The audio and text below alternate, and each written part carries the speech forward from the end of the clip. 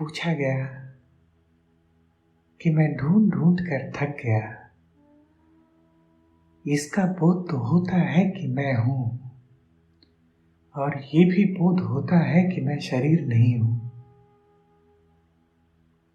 पर फिर कौन हूं ये कैसे ढूंढूं? ये क्यों नहीं ढूंढ पाता मैं? मेरे देखे ये सवाल बहुत कीमती है,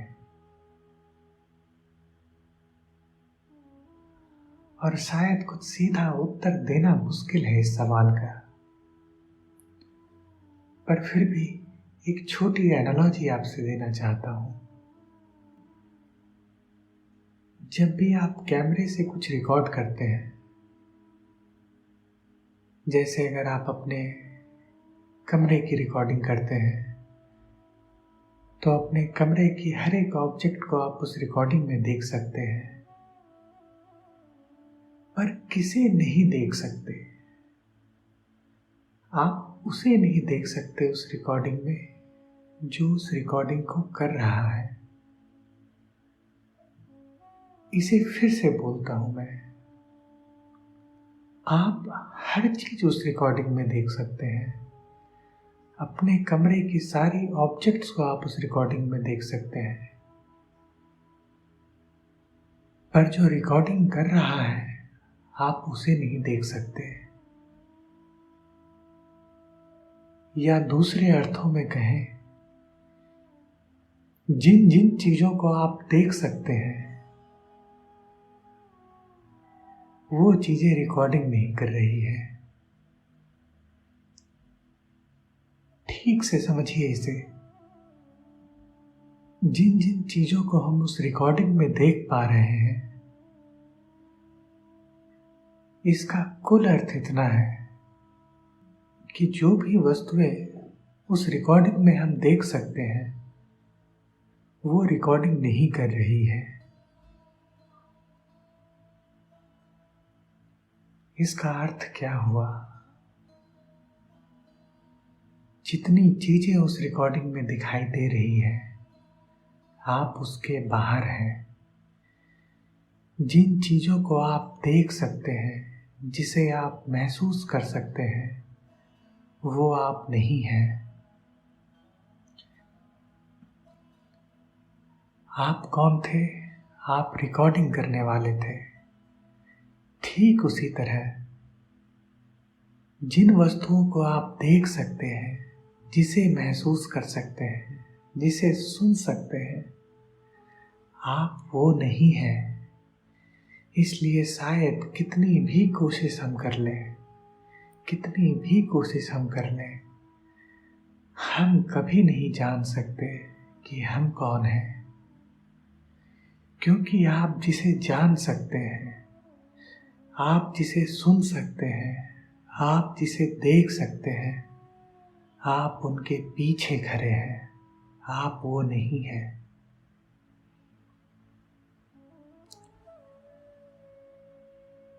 मैं नहीं जानता कि शायद मैंने आपको कंफ्यूज कर दिया या मेरी बातें और क्लियर हो गई आपके सामने। जब भी आप ढूंढने बैठते हैं कि आपके भीतर का ये मैं कौन है, तो मान कर देखिए एक बार, ये शरीर जिसे आप अपना कहते हैं, अगर कल ये हाथ छूट जाए, कल आपके पैर खत्म हो जाए, कल शरीर का कोई हिस्सा खत्म हो जाए, क्या आपके भीतर कुछ कम होगा? आप तो उतने ही रहेंगे जितने पहले थे। अगर शरीर का होना आपका होना था, तो शरीर के कम होने से आपको कम हो जाना था। हमारे भीतर जो तत्व है, जो साक्षी तत्व है, जो जानने वाला है, उस जानने वाले के कारण हम अनुभव करते हैं। उस जानने वाले के कारण हम देखी गई वस्तुओं को जान पाते हैं। उस जानने वाले के कारण हम सुनी गई आवाज को जान पाते हैं। आपकी पांचों इंद्रियां जो अनुभव करती है, वो अनुभव किसी काम का ना हो अगर आपके पीछे वो साक्षी ना हो। साक्षी ही जानता है, साक्षी ही अनुभव करता है कि आप क्या देखते हैं, क्या सुनते हैं, क्या छूते हैं। पर जब हम कहते हैं कि हम जानना चाहते हैं उस साक्षी को, हम जानना चाहते हैं उस मैं को, तो जानने के लिए तो उस साक्षी की जरूरत पड़ेगी। और साक्षी तो सब जान सकता है, पर खुद को कैसे जानेगा? ये तो बात वैसी ही हो गई कि आप अपनी आंखों से आंखों को देखने की कोशिश कर रहे हैं। वो कैमरे को ही रिकॉर्ड करने की कोशिश कर रहा है। साक्षी तो अद्वैत है जो आपके भीतर बैठा है। साक्षी तो अद्वैत है जिसके कारण इस संसार का आप अनुभव करते हैं या इस संसार को अनुभव करने की इच्छा करते हैं। पर साक्षी को फिर अनुभव करने के लिए एक और साक्षी की आवश्यकता होगी, एक और विटनेस की आवश्यकता होगी। फिर हम कितने गहरे चले जाएंगे।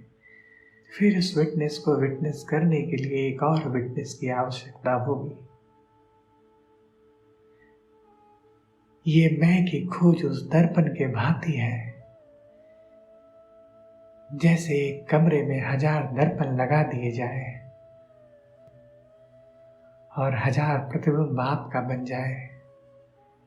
फिर आप ढूंढने बैठे कि कौन सा प्रतिबिंब आपका है।